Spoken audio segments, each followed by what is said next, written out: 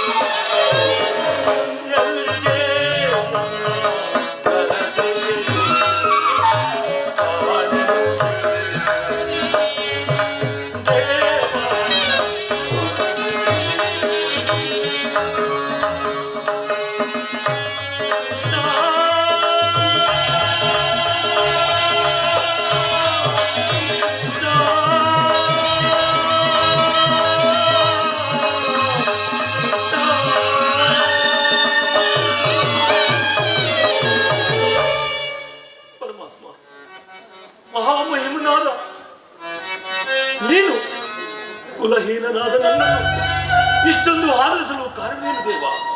ತರುಣ, ಕುಲಹೀನನಲ್ಲಿ ಕಂಡುಬರುವ ಗುಣಗಳು ನಿನ್ನಲ್ಲಿರುವವೆ, ಯೋಚಿಸಿ ನೋಡು.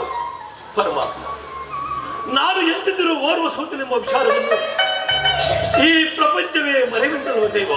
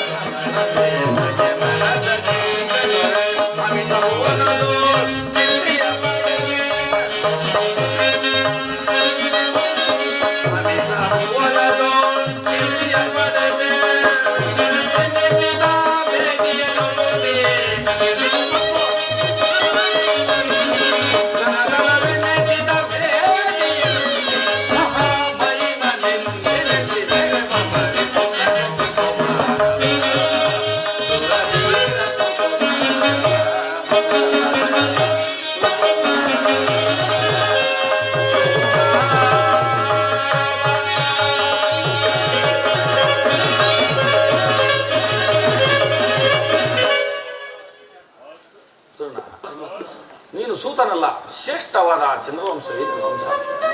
ಕುಂತಿ ನಿನ್ನ ತಾಯಿ, ಸೂರ್ಯನು ನಿನ್ನ ಜನಕ, ಪಾಂಡವರು ನಿನ್ನ ಸಹೋದರರು. ಲೋಕೈಕ ವೀರರಾದ ಪಾಂಡವರು ನನ್ನ ಸಹೋದರರೇ. ವೀರ ಮಾತೆಯಾದ ಕುಂತಿ ದೇವಿಯು ನನ್ನ ಹೆತ್ತ ತಾಯಿ, ಸೂರ್ಯನು ನನ್ನ ಜನಕನೇ. ಕೃಷ್ಣ, ನಾನು ಮರೆತಿದ್ದೇನೆ.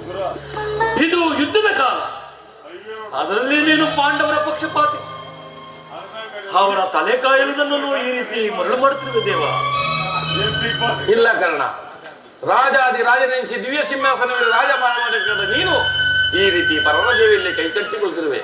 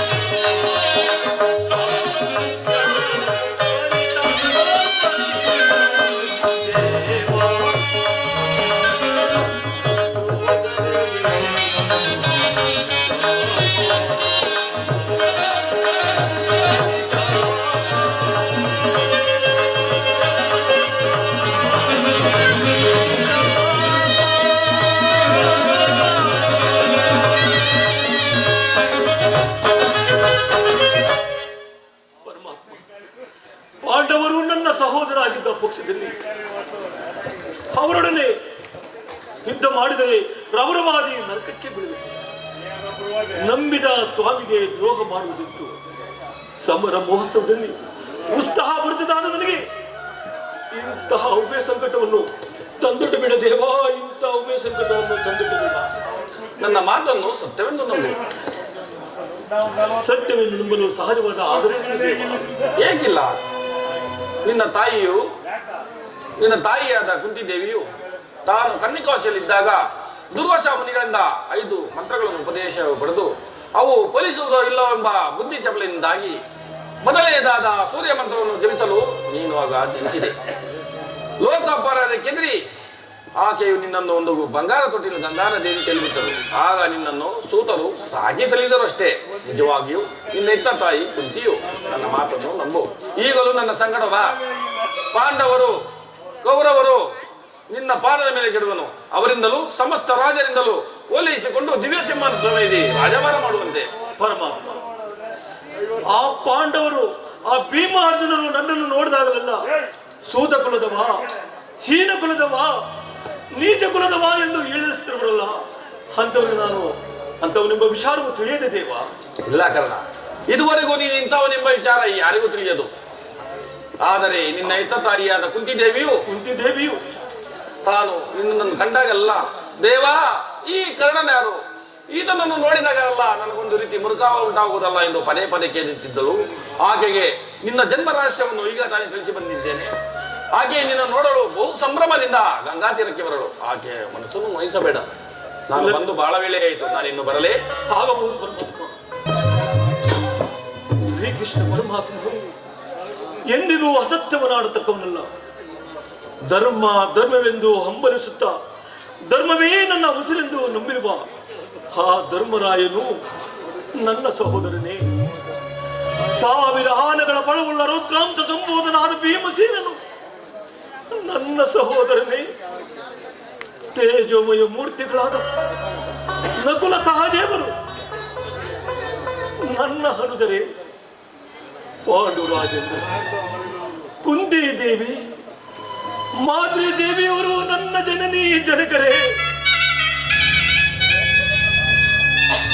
ವರಶಿವರನಿಗೆ ಸರಿಸಮನಾಗಿ ಹೋರಾಡಿ ವಾಸ್ತುಪುತ್ರೋತ್ಸವವನ್ನು ಪಡೆದ ಪಾರ್ಥ, ಫಲ್ಗುಣ, ಕಿರೀಟಿ, ಗಾಂಡೀವಿ, ಶ್ವೇತವಾಹನ, ಬಿಭಸ್ಸು, ವಿಜಯಕೃಷ್ಣ, ಸವ್ಯಸಾಚಿ, ಧನಂಜಯ ಎಂಬ ದಶನಾಮಗಳಿಂದ ಕೂಡಿ ದಶ ದಿಕ್ಕುಗಳಲ್ಲಿಯೂ ದಿಗಂತ ಕೀರ್ತಿ ಜ್ಯೋತಿಯಾಗಿ ಬೆಳಗಿ ಯಾರೊಡನು ಯುದ್ಧಕ್ಕೂ ನಿಂತರೆ ಅಪಜಯವನ್ನೇ ಕಾಣದ ನನ್ನ ಪರಮ ವೈರಿ ಅರ್ಜುನನು ನನ್ನ ಸಹೋದರನೇ.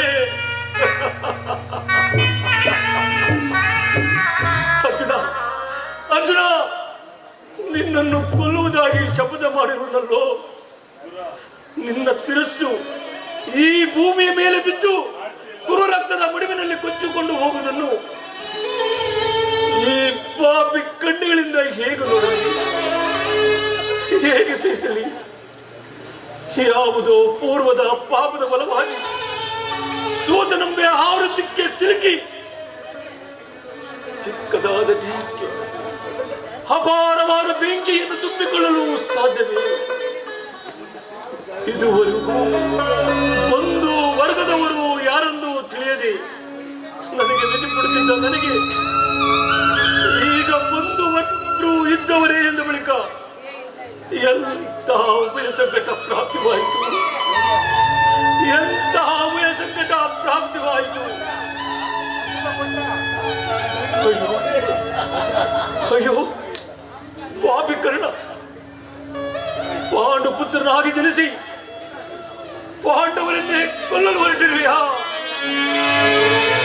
ಬಲಲಂ ಪಾಂಡು ಕುಮಾರರವು ನಾ ಕೊಲ್ಲಲೇ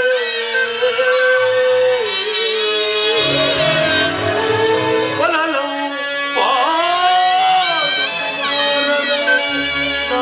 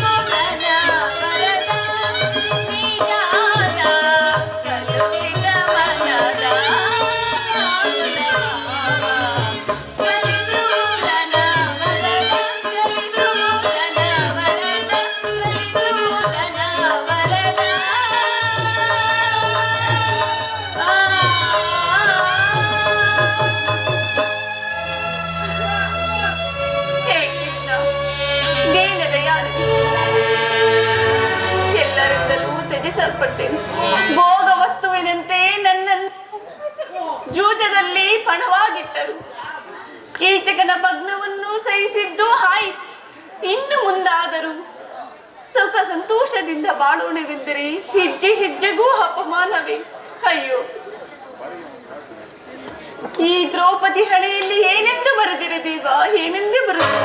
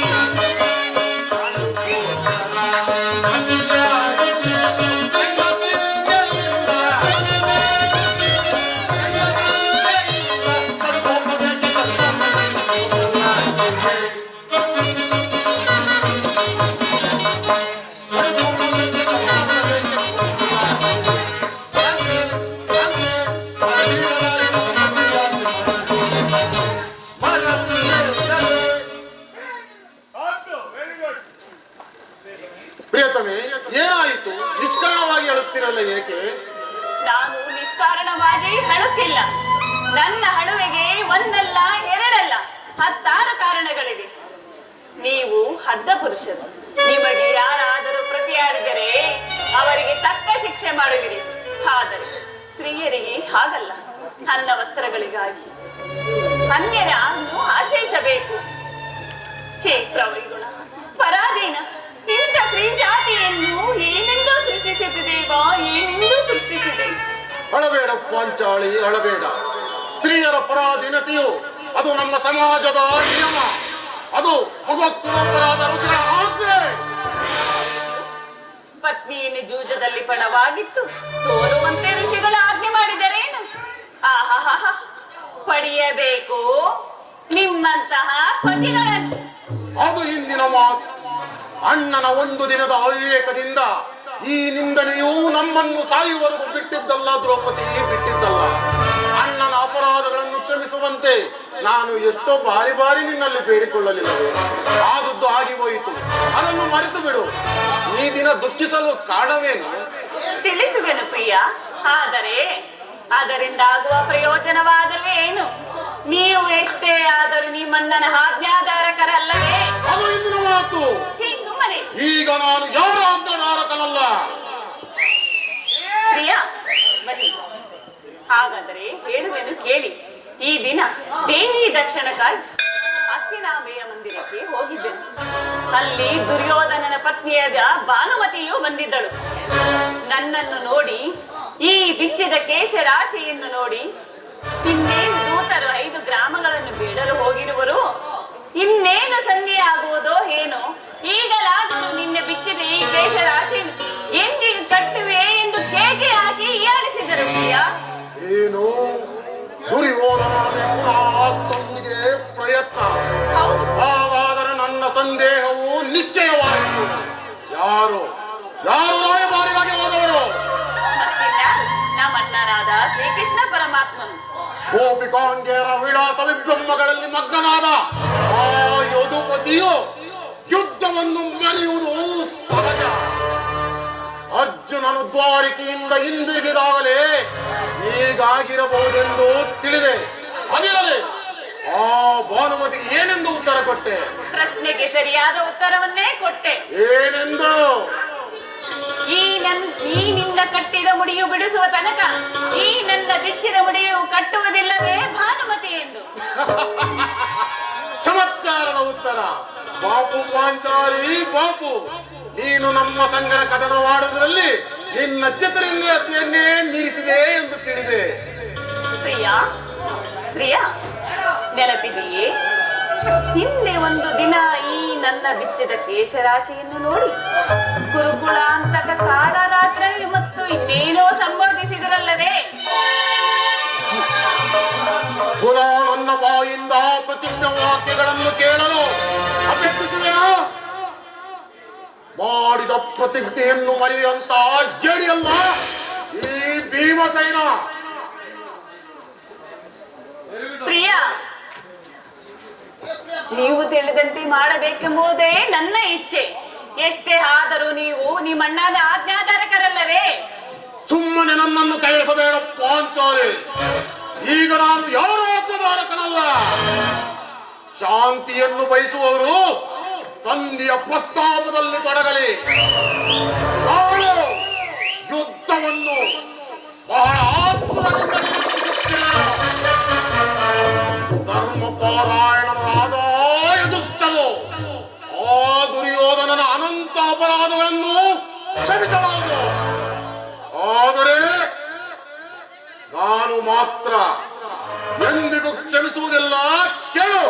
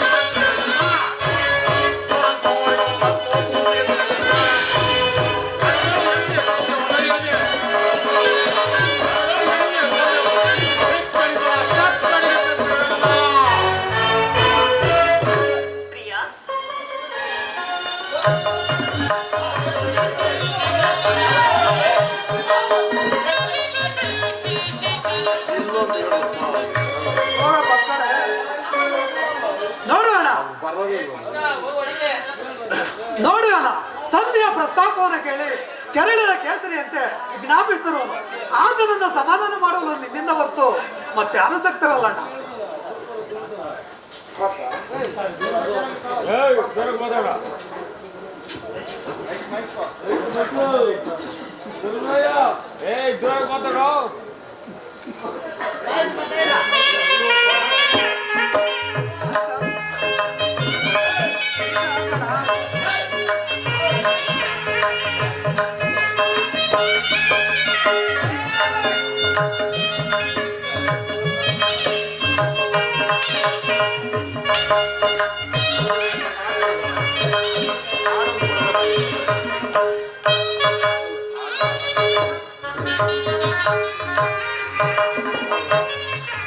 ಆತ ಈ ಸಾರಿ ಭೀಮನ ಕೋಪಕ್ಕೂ ದ್ರೌಪದಿಯ ಕಾರಣವನ್ನು ತೋರುವುದು. ಶ್ರೀಕೃಷ್ಣ ಪರಮಾತ್ಮ ಹೇಳುತ್ತಿದ್ದನು, ಜಗತ್ತಿನ ಸುಖ ದುಃಖಗಳಿಗೆಲ್ಲ ಇದು ಕಾರಣವೆಂದು ತೋರುವುದು. ಪಾಂಚಾಲಿ, ಸಮಾಚಾರವೇನು? ಅಣ್ಣನಕ್ಕೆ ಸಿಟ್ಟಾಗಿರುವನು ಏಕೆ? ಈ ನನ್ನ ಬಿಚ್ಚಿದ ಕೇಶರಾಶಿ ನಿಮ್ಮ ಪ್ರಶ್ನೆಗೆ ಉತ್ತರ ಕೊಡಲಿಲ್ಲವೇನು? ಅಗ್ರಜ, ಸಮಯಕ್ಕೆ ಸರಿಯಾಗಿ ಬಂದೆ. ನನಗೆ ಯಾರಲ್ಲಿಯೂ ಕೋಪವಿಲ್ಲ. ಅರ್ಜುನನ ಸಮ್ಮುಖದಲ್ಲಿ ನಿನಗೊಂದು ಮಾತನ್ನು ತಿಳಿಸಬೇಕೆಂದಿರುವೆನು. ಅದನ್ನು ನಿಮ್ಮಿಬ್ಬರ ಸಮ್ಮುಖದಲ್ಲಿ ಈಗಲೇ ಹೇಳಿಬಿಡುವೆನು. ಈ ಸಂಧಿಯ ಪ್ರಸ್ತಾಪವು ನಿಮಗೆ ಉಚಿತವಾಗಿ ಕಾಣಬಹುದು.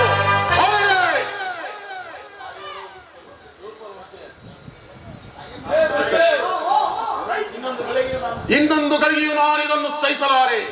ಯುದ್ಧಕ್ಕೆ ನಿನ್ನ ಅನುಮತಿಯನ್ನಾಗಲಿ ಅರ್ಜುನನ ಸಹಾಯವನ್ನಾಗಲಿ ನಾನು ಅಪೇಕ್ಷಿಸುವುದಿಲ್ಲ. ನಾನು ಈ ನನ್ನ ಗದ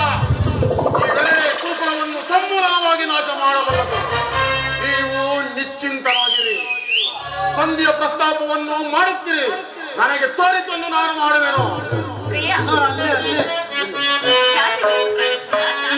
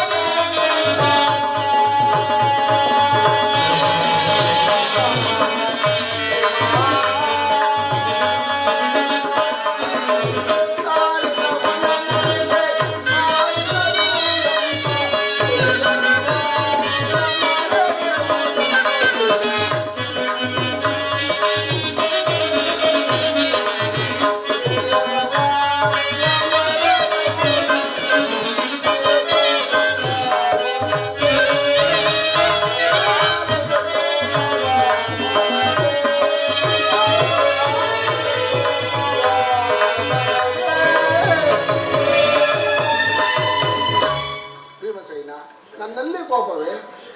ಎಲ್ಲಿ ಸಹೋದರ? ನಿನ್ನ ಕೋಪವು ಶಮನ ಮಾಡೋದು ನನಗೆ ದುಸ್ಸಾಧ್ಯವಾಗಿದೆ. ಕೋಪ ಮಾಡಬೇಡವಣ್ಣ. ಅಣ್ಣರು ನಮಗಿಂತ ಹಿರಿಯನು, ಆತನ ಮಾತಿಗೆ ವಿರುದ್ಧವಾಗಿ ನಡೆಯುವುದು ಅನುಚಿತ. ಅದಕ್ಕೆ ಏನು ಹೇಳುವೆ ಪಾಂಚಾಲಿ?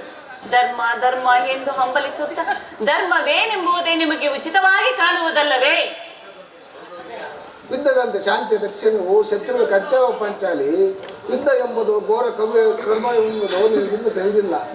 ನಾವು ಯುದ್ಧಕ್ಕೆ ವಶರಾಗಿ, ಅಭಿಮಾನಕ್ಕೆ ವಶರಾಗಿ ಯುದ್ಧವನ್ನು ಪ್ರಾರಂಭಿಸಿದ್ರೆ ಮುಂದೊಂದು ದುಃಖಿಸಬೇಕಾಗೋದು. ಅದಕ್ಕಾಗಿ ಜೈ ಜೈ ಕೃಷ್ಣ, ಜೈ ಜೈ ಯದುಪತಿ. ಅರ್ಜುನ, ನಾನಿನ್ನು ಹೊರಡುವೆನು. ಈ ಸಂಧಿಯ ಫಲಾಫಲಗಳಿಂದ ಕೇಳುವವರಿಂದ ನನಗಾಗುವ ಯಾವ ಪ್ರಯೋಜನವಿಲ್ಲ.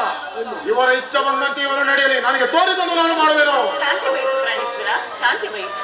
ಯದುಪತಿಯು ನಮ್ಮನ್ನು ನೋಡಿ ಇತ್ತ ಕಡಲೆ ನಗುತ್ತಾ ಬರುತ್ತಿರು. ಅಣ್ಣ ಬಂದ ನಂತರ ರಾಜಸಭೆಯು ಸಮಾಚಾರವನ್ನು ತಿಳಿದ ನಂತರ ನಿಮ್ಮ ಇಷ್ಟದಂತೆ ಮಾಡಿ.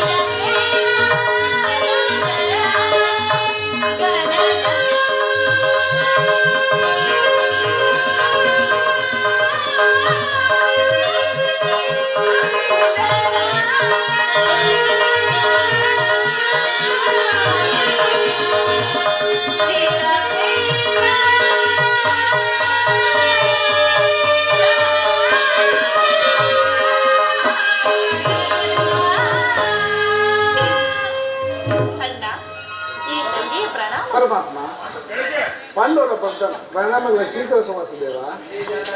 ವಿಜಯಶಾಲಿಯಾಗಿ ಪಾಂಡಪುತ್ರರೇ. ಪರಮಾತ್ಮ ಹೋದ ಕಾರ್ಯ ಏನಾಯಿತು? ಹೋದವನ ಯಾರು? ಕೃಷ್ಣನಲ್ಲವೇ?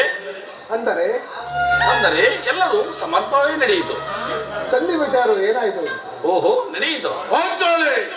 ನಾನಿನ್ನು ಹೊರಡುವೆನು. ಇವರ ಇಚ್ಛೆ ಬಂದಂತೆ ಇವರು ನಡೆಯಲಿ, ನನಗೆ ತೋರಿದನ್ನು ನಾನು ಮಾಡುವೆನು. ಶಾಂತಿ ವಹಿಸಿ ಪ್ರಾಣೇಶ್ವರ, ಅಣ್ಣನ ಮಾತುಗಳು ಮುಗಿಯಲಿ. ನಿಮ್ಮಣ್ಣನ ಮಾತು ಮುಗಿಯದಲ್ಲಿ ನನ್ನ ತಾಳ್ಮೆಯು ಮುಗಿದೇ ಇರುವುದು.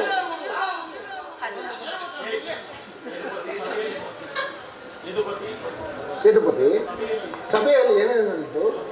ಎಲ್ಲವೂ ತಕ್ಕ ರೀತಿಯಲ್ಲಿ ಸಮರ್ಪಕವಾಗಿ ನಡೆಯಿತು. ನಾನಿನ್ನು ತಡೆಯಲಾರೆ ರುಕ್ಮಿಣಿಪತಿ. ಈ ನಿನ್ನ ಸಮಸ್ಯೆಯ ಮಾತುಗಳು ನನಗೆ ಬೇಡ. ಅಗ್ರಜನ ಅಪೇಕ್ಷೆಯಂತೆ 5 ಗ್ರಾಮಗಳಿಗೆ ಸಂಧಿಯಾಯಿತೆ. ನಾನು ಹೋಗಿದ್ದು ಅದಕ್ಕಾಗಿ ಅಲ್ಲ ಭೀಮಸೇನ. ಕೃಷ್ಣ, ಈಗ ತಿಳಿಯಿತು ನಿನ್ನ ಅಭಿಮತ. ಅಜ್ಞಾತವಾಸದ ನೆಪದಲ್ಲಿ ಅರ್ಜುನನು ಪಳೆ ತೊಟ್ಟನು. ಸಂಧಿಯ ನೆಪದಲ್ಲಿ ನಮ್ಮೆಲ್ಲರಿಗೂ ಸೀರೆಯನ್ನು ಉಡಿಸಲು ಅಪೇಕ್ಷಿಸಿದೆಯಾ? ಯಾದವಾಗ್ನಿ, ಪಾಂಡುಪುತ್ರರ ಮೇಲೆ ನಿನಗೆ ಆಕ್ರೋಶ. ಭೀಮಸೇನ, ಇಷ್ಟೊಂದು ಅಸಹ್ಯ ಏಕಯ್ಯ ನಿನಗೆ? ಸ್ವಲ್ಪ ಸಮಾನದಿಂದ ನನ್ನ ಮಾತನ್ನು ಕೇಳು. ಇದು ನಿನಗೆ ಹೆಚ್ಚಿಗೆ ಸಂಬಂಧಪಟ್ಟ ವಿಷಯ. ಈ ಸ್ವಾಭಿಮಾನ ಶೂನ್ಯನಾದ ಸಂಧಾನಿಯೊಡನೆ ಈ ಪ್ರಚಂಡ ಭೀಮನಿಗಂತಹ ಸಂಬಂಧ ಇರುವುದಯ್ಯ. ಅತ್ಯಂತ ನಿಕಟವಾದ ಸಂಬಂಧವೇ ಇರುವುದು. ಪರಮಾತ್ಮ, ಮುಂದೇನಾಯಿತು? ರಾಜ್ಯಸಭೆಯಲ್ಲಿ ನಿಮ್ಮ ಸಂದೇಶವನ್ನು ತಿಳಿಸಿದ್ರು. ಅವರೆಲ್ಲರೂ ಒಪ್ಪಿದರು. ಯಾರು ಒಪ್ಪಿದರು? ಭೀಷ್ಮ, ದ್ರೋಣ, ಕರ್ಣ, ಇನ್ನು ಮುಂತಾದವರು. ಆ ದುರ್ಯೋಧನ, ಆತನು ಸಹ. ನಾನಿನ್ನೆಲ್ಲಿ ಕೆಲಸವಿಲ್ಲ. ಈ ದುರ್ವಾಕ್ಯಗಳನ್ನು ಕೇಳಬೇಕೆಂಬುದೇ ನಿನ್ನ ಇಚ್ಛೆ ಆಯಿತು. ಅದನ್ನು ಸಾಧಿಸಿದೆ ಕೃಷ್ಣ. ಚೆನ್ನಾಗಿ ಸಾಧಿಸು. ಸಹೋದರರೇ, ನಿಮ್ಮ ಪುರುಷ ಬಲವನ್ನು ನೀವೇ ಪಂಚಿಸಿರಿ. ಅದರಲ್ಲಿ ಈ ಭೀಮನು ಯಾವ ಭಾಗವನ್ನು ಅಪೇಕ್ಷಿಸಲಿಲ್ಲ. ಯಜ್ಞಶೈಲಿ, ನೀನು ನಿರಾಶರಾಗದಿರು. ಈ ಭೀಮನು ಬದುಕಿದ್ದರೆ ನಿನ್ನ ಸೇಡನ್ನು ತೀರಿಸುವೆನು. ನೀನು ನಿಜವಾಗಿ ಹಿಡಿಂಬಪತಿಯೇ ಸರಿ. ಇಷ್ಟೊಂದು ಕೋಪ ಇಲ್ಲದಿದೆ ಆ ರಾಕ್ಷಸನ ಆಳಲು ಹೇಗೆ ಸಾಧ್ಯ? ಸ್ವಲ್ಪ ಸಮಾನದಿಂದ ನನ್ನ ಮಾತನ್ನು ಕೇಳು. ಸುಮ್ಮನೆ ನನ್ನನ್ನು ಕೇಳಿಸಬೇಡ ಕೃಷ್ಣ. ಈ ಸಂಧಿಯ ಸುದ್ದಿಯು ನನಗೊಪ್ಪದು, ಒಪ್ಪಲಾಗದು. ಒಬ್ಬ ವಿಚಾರ ಹೊಂದಿರುವುದು. ಆ ದುರ್ಯೋಧನ ನಿನಗೊಂದು ಸಂದೇಶವನ್ನು ಕಳಿಸಿರುವುದು. ಏನು? ದುರ್ಯೋಧನನ ಸಂದೇಶ? ಹಾಗಾದರೆ ಅದರ ಉದ್ದೇಶ ಸಂಧಿಯಲ್ಲ. ಹೇಳು ಹೇಳು, ಏನಾ ಸಂದೇಶ? ಅದನ್ನು ಕೇಳುವ ಇಚ್ಛೆ ಇದ್ದರೆ ನೀನು ನನ್ನ ಮುಂದೆ ಕೈ ಕಟ್ಟಿ ಕುಳಿತುಕೊಳ್ಳಬೇಕು. ಇಲ್ಲ ಇಲ್ಲ, ಇಂತಿದ್ದಂತೆ ಹೇಳಿಬಿಡು. ಇಲ್ಲವಯ್ಯ, ಹೊರತು ನಾನು ಹೇಳುವುದಿಲ್ಲ. ಕೃಷ್ಣ, ಈ ಪರಿಹಾಸ್ಯ ಬೇಕೆ? ಇದು ಪರಿಹಾಸವಲ್ಲಯ್ಯ. ನಿನ್ನನ್ನು ಕಂಡರೆ ನನಗೆ ಸ್ವಲ್ಪ ಭಯ. ಆದ್ದರಿಂದ ನಿನ್ನ ಗದೆಯನ್ನು ಕ್ಷಣ ಕಾಲ ಬದಿಯಲ್ಲಿ ನಿಲ್ಲಿಸಿ ಕೈ ಕಟ್ಟಿಕೊಳ್ತಾರೆ ಆ ಸಂದೇಶವನ್ನು ತಿಳಿಸುವೆನು. ಇದು ನಿನ್ನ ಅಪೇಕ್ಷೆಯಂತೆ ಕುಳಿತುಕೊಳ್ಳುವೆನು. ಈಗಲಾದರೂ ಹೇಳು, ಏನೋ ಸಂದೇಶ? ನೀನು ಕೋಪ ಮಾಡೋದಿಲ್ಲ ತಾನೇ? ಅದು ಕ್ಷಣ, ಅದು ಆಗಲಿ. ಹಾಗಾದರೆ ಈ ನೀನು ನನ್ನ ಬಂದಿ. ಅದು ಕ್ಷಣಕಾಲ ಮಾತ್ರ. ಅರ್ಜುನ, ಈ ಗದೆಯನ್ನು ಕ್ಷಣಕಾಲ ಬದಿಯಲ್ಲಿರಿಸು. ನಿನಗೆ ಸಂದೇಶ ಯಜ್ಞಸೇನಿ, ನಾನು ಹೇಳಿದಂತೆ ಮಾಡಬೇಕು ಕಂಡೆಯ? ಹಾಗಲೇ ಅಣ್ಣ. ನಿಮ್ಮ ಮಾತನ್ನು ನಾನು ಎಂದಾದರೂ ಮೀರಿದರೆ? ಹಾಗಾದರೆ ತೆಗೆದುಕೋ ಯಜ್ಞವನ್ನು. ಇದು ನನಗೊಂದು ಕಡೆ ಪುರಸ್ಕಾರವಾಗಿರಲಿತ್ತು. ಇದರಿಂದ ನಿನ್ನ ಪತಿ ಕರಗಳು ಬಂಧಿಸಲು ಬರುವುದೋ ಇಲ್ಲವೋ ನೋಡೋಣ. ಅಣ್ಣ, ಇದೇನು ಪರಿಹಾಸ್ಯವಲ್ಲ ತಾನೆ? ಇದು ಪರಿಹಾಸವಲ್ಲ ತಂಗಿ. ಶತ್ರುಗಳ ಎಡಬಡಿ ಕಟ್ಟುವುದರಲ್ಲಿ ನೀನು ಮಹಾಪಂಡಿತೆಯಂತೆ. ಅದರಂತೆ ನಿನ್ನ ಪತಿಯ ಕರಗಳು ಬಂಧಿಸಲು ಬರುವುದೋ ನೋಡೋಣ. ಬಂಧಿಸು. ಹಾಗಲೇ ಅಣ್ಣ. ಪಾಂಚಾಲೆ, ಕೃಷ್ಣನು ಹೇಳಿದಂತೆ ನನ್ನ ಕರಗಳನ್ನು ಬಂಧಿಸು.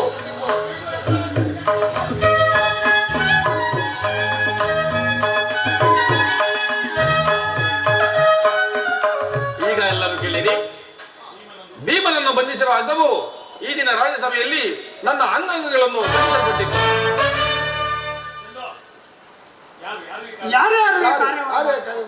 ಮತ್ತಿನ್ಯಾರು?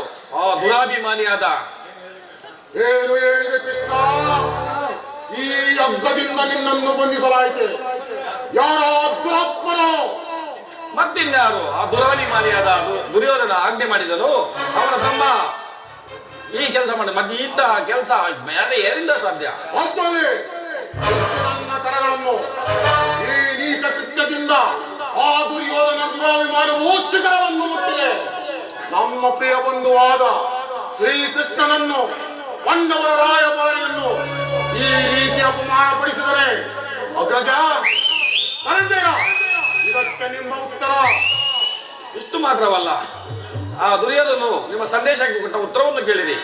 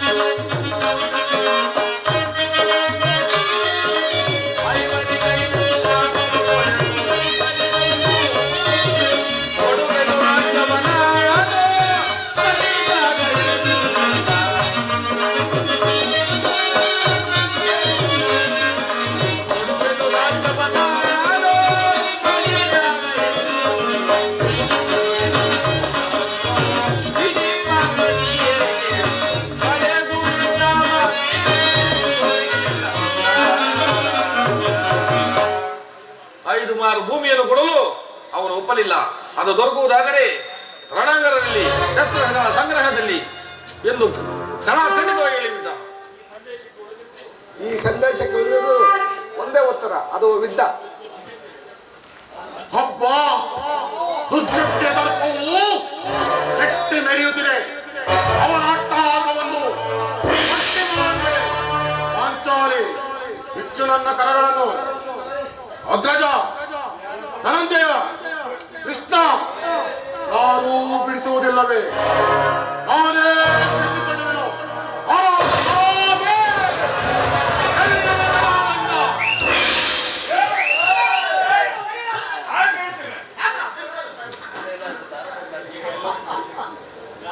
ಕೇಳಿ ಈ ಭೀಮನ ಪ್ರತಿಜ್ಞೆಯನ್ನು.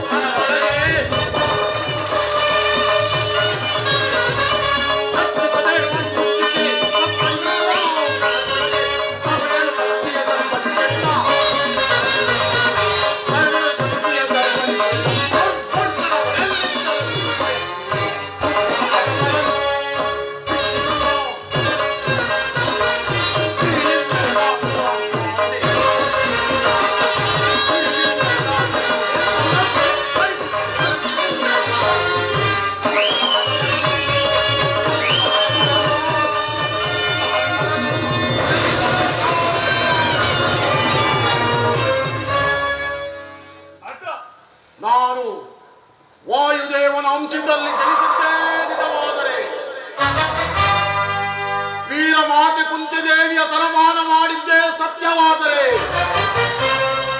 ನಾಡಿನ ಭಯಂಕರ ಯುದ್ಧದಲ್ಲಿ ಆ ದುರ್ಯೋಧನನ 99 ಮಂದಿ ಸಹೋದರರನ್ನು ಸಮೂಲವಾಗಿ ನಾಶ ಮಾಡಿ ಆ ಬಂಡ ದುಶ್ಯಾಸನನ ಗುಂಡಿಗೆಯನ್ನು ಬಗೆದು ಅವನ ಬಿಸಿ ರಕ್ತದಿಂದ ದ್ರೌಪದಿಯ ಜಲಸ್ನಾನ ಮಾಡಿಸುವೆನು.